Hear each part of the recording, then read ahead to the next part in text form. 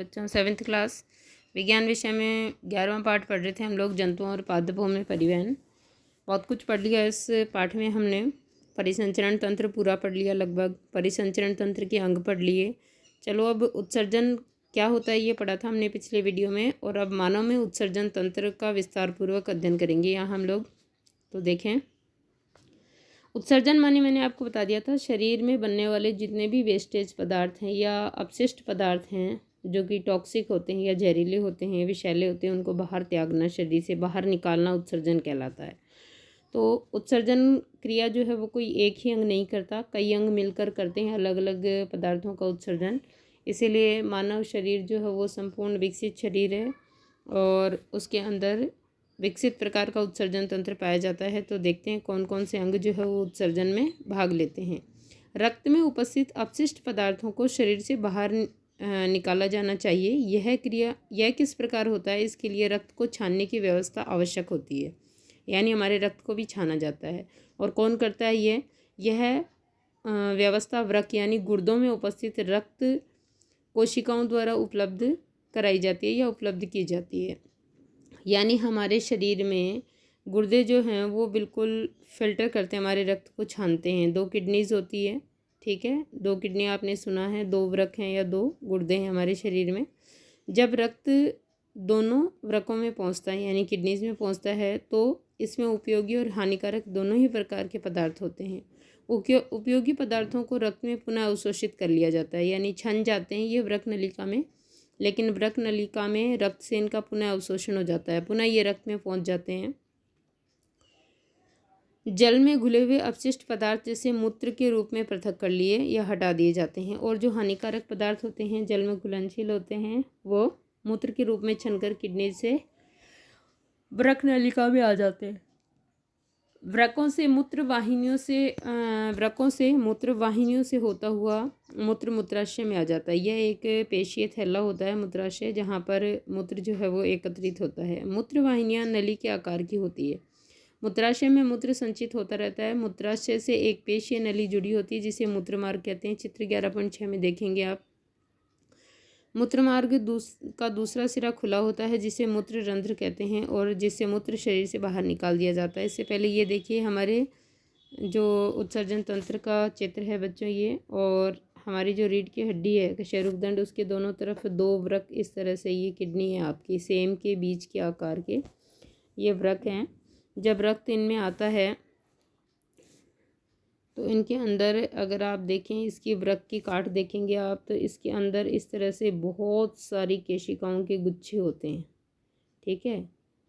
तो इन रक्त केशिकाओं से रक्त छन करके, और इसका ऊपरी सिरा जो है नलिका का वो वोमेन संपुट होता है प्याले की तरह। उसमें रक्त जब भर जाता है तो धीरे धीरे इनकी रक्त केशिकाओं की भित्तियों से छनकर रक्त से वो पदार्थ जो है वो किडनी में आ जाते हैं, और किडनी से फिर जो विषैले पदार्थ होते हैं या जो टॉक्सिक पदार्थ होते हैं वो ये 2 मूत्र वाहिनियाँ होती है, ठीक है, इनमें आते हैं। यहाँ से ये आगे चलते हैं और ये जो पेशीय थैला आपको दिख रहा है एक थैली समान, ये आपका मूत्राशय है। यहाँ से मूत्र जो है दोनों मूत्र वाहिनियों के द्वारा इसमें एकत्रित होता रहता है और लास्ट में इसको मूत्र मार्ग के द्वारा, देखो, मूत्र रंध्र के द्वारा उत्सर्जित कर दिया जाता है शरीर से। तो ये चित्र आपको बनाना है, इसका वर्णन भी करना है, पहले भी दे चुके मैं आपको, नहीं किया हो तो कर लेना। तो देखें आगे, मूत्र रंध्र कहते हैं और जिससे मूत्र शरीर से बाहर निकाल दिया जाता है। वृक्क, मूत्र वाहिनियाँ, मूत्राशय और मूत्र मार्ग सम्मिलित रूप से उत्सर्जन तंत्र बनाते हैं। तो ये इतने अंग हैं जो मिलकर के क्या बनाते हैं, उत्सर्जन तंत्र। 2 तो आ गए इसमें, वृक्क, 2 मूत्र वाहिनियाँ, मूत्राशय और मूत्र मार्ग, ये जो है वो क्या है, हमारा उत्सर्जन तंत्र है। कोई वयस्क व्यक्ति सामान्यतः 24 घंटे में 1 से 1.8 लीटर मूत्र, यानी 1 से तकरीबन 2 हो गया, ये 1.8 2 लीटर मूत्र जो है वो उत्सर्जित करता है। मूत्र में 95%, देखो मूत्र का संगठन या रासायनिक संगठन क्या होता है, 95% तो जल होता है, 2.5% यूरिया होती है और 2.5% अन्य अपशिष्ट उत्पाद होते हैं। देखा आपने, 2.5 यूरिया, 2.5 अन्य अपशिष्ट उत्पाद और 95% जल। यह हम सभी का अनुभव है कि गर्मियों में हमें पसीना ही है स्वेद आता है। स्वेद में जल और लवण होते हैं, क्योंकि गलती से भी पसीना होठ से छूट जाता है तो आप देखते हो ना कि नमकीन लगता है, इसका मतलब उसमें नमक होता है, लवण होते हैं। बूझों ने देखा कि गर्मियों के दिनों में प्राय पसीने के कारण कपड़ों में सफ़ेद धब्बे दिखाई देते हैं। बिल्कुल जहाँ पसीना आता है और पसीना सूखता है तो वहाँ सफ़ेद रंग की लाइनें छप जाती हैं, विशेषकर उन स्थानों में जहाँ अधिक पसीना आता है। ये धब्बे पसीने में उपस्थित लवणों के कारण होते हैं। ठीक है।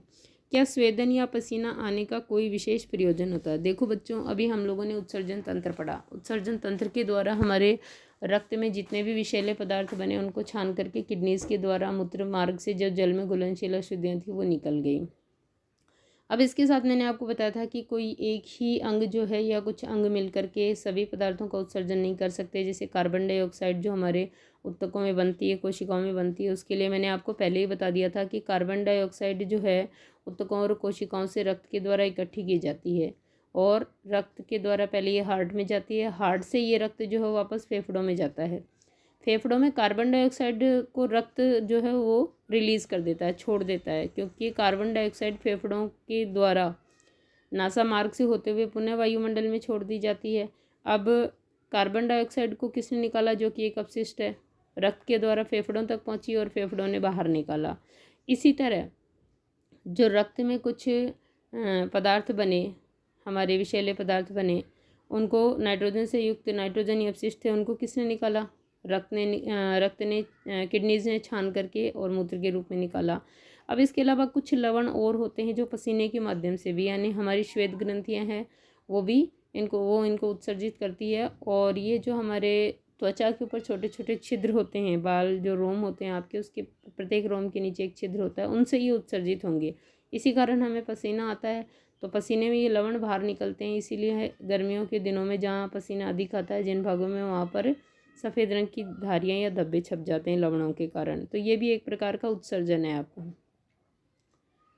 अब देखिए आप आगे क्या है। क्या स्वेदन या पसीना आने का कोई विशेष प्रयोजन होता है? हम जानते हैं कि मिट्टी से बने घड़ों में रखा पानी ठंडा हो जाता है। क्यों हो जाता है बच्चों, आप जानते हो? देखो, मिट्टी के घड़े जो हैं वो सैरंध्र होते हैं, यानी मिट्टी के घड़ों में छोटे छोटे बारीक छेद होते हैं जिनके द्वारा जो जल है घड़े का, उसकी कुछ मात्रा घड़े की सतह पर यानी बाहरी सतह पर आ जाती है। बाहर के वातावरण में गर्मी अधिक होती है तो ये जल क्या करता है, अपने आसपास के वातावरण से ऊष्मा को लेकर वाष्पीकृत हो जाता है। भाई जल जो है वो वाष्प कब बनेगा? जब उसको गर्म किया जाएगा। तो घड़े की सतह पर जो जल है वो अपने आसपास के वायुमंडल से ऊष्मा को अवशोषित करेगा, जिससे उसकी ऊष्मा बढ़ जाएगी और वो वाष्प में बदल कर उड़ जाएगा। लेकिन इसका एक फ़ायदा ये होता है कि आसपास से वाष्पीकृत होने के लिए जब ऊष्मा अवशोषित की गई तो घड़े के आसपास का वातावरण ठंडा हो गया और इसके कारण पानी भी घड़े का जो है वो ठंडा रहता है। ठीक ऐसे ही हमारा पसीना जब निकलता है तो वाष्पीकृत होने के लिए पसीना हमारे शरीर से तापमान को अवशोषित करता है और अवशोषित करके वाष्पित होकर उड़ जाता है, लेकिन हमारे शरीर से उतना टेम्परेचर कम हो जाता है जिससे हम लोग गर्मी में ठंडक का अनुभव करते हैं। तो देखा आपने कि पसीना आने का भी क्या प्रयोजन होता है। इसका कारण यह है कि घड़ों के छिद्रों से रिसकर पानी उनकी बाहरी सतह पर आ जाता है। जब यह पानी वाष्पित होता है तो घड़े में बचा शेष पानी ठंडा हो जाता है। ठीक इसी प्रकार पसीना भी हमें अपने शरीर को ठंडा बनाए रखने में सहायता करता है। क्यों होता है ये अभी मैंने आपको बताया है कि हमेशा घड़े के सतह के ऊपर जो जल है वो, या किसी भी वस्तु की सतह के ऊपर जो जल है वो वाष्पीकृत होने के लिए अपने आसपास से ही ऊर्जा अवशोषित, ऊष्मा अवशोषित करेगा। ऊष्मा जब वो ले लेगा, अवशोषित कर लेगा, तो वहाँ पर ऊष्मा की दर कम हो जाएगी जिससे वहाँ ठंड का अनुभव होगा। ठीक ऐसा ही पसीना वाष्पीकृत होते हुए करता है, क्योंकि हमारे शरीर से वो वाष्पीकरण के लिए ऊष्मा अवशोषित करता है। कभी कभी किसी व्यक्ति के वृक्क काम करना बंद कर देते हैं। देखो बच्चों, किडनीज खराब होना आम बात हो गई है आजकल, सुना है आपने।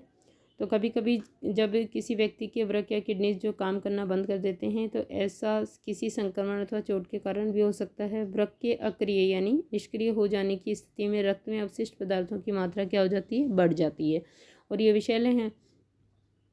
ऐसे व्यक्ति की अधिक दिनों तक जीवित रहने की संभावना भी क्या हो जाती है बच्चों? कम हो जाती है। तथापि यदि कृत्रिम वर्क द्वारा रक्त को नियमित रूप से छानकर उसमें से अपशिष्ट पदार्थों को हटाया जाए तो उनके जीवन काल में वृद्धि संभव है।